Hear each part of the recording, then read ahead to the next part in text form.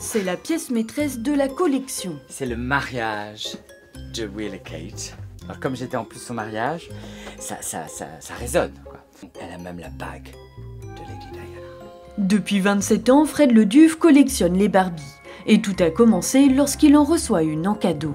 On a une copine qui organise une fête et le thème de la fête c'était Barbie. J'ai 30 ans à l'époque, donc moi les Barbies, pas nous.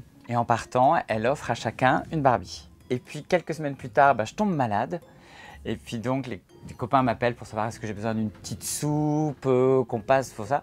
Et là je prends un peu comme un enfant qui est un peu malade quoi. Je prends une petite voix et je dis « Ah ben j'aimerais bien des vêtements pour ma Barbie » en rigolant. Et donc ils vont tous m'acheter des vêtements de Barbie. Donc du coup je vais acheter des Barbies pour pouvoir mettre les vêtements qu'on m'a offerts. Et là la collection commence. Aujourd'hui, le bureau de Fred est devenu un véritable royaume pour les 550 Barbies qui le peuplent.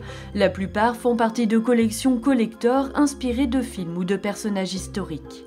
Lavender Cox, c'est une présentatrice transsexuelle américaine. C'est la première Barbie noire, elle sort dans les années 80. Il y a Rosa Parks, qui est ce qu'on appelle une inspiring woman. Et la collection continue de s'agrandir.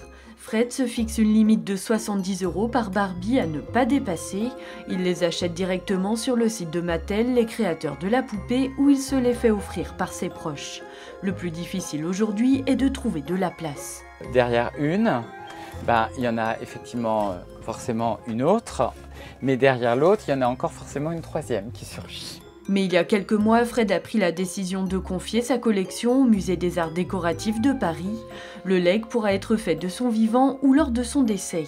Une décision qu'il a prise alors que se posait la question de l'avenir des Barbies. J'ai demandé à mes neveux et nièces par exemple si ça les intéressait de se lancer dans l'aventure de la Barbie et curieusement j'ai pas senti une âme de galériste apparaître. Et donc, grande question, qu'allait-elle devenir ?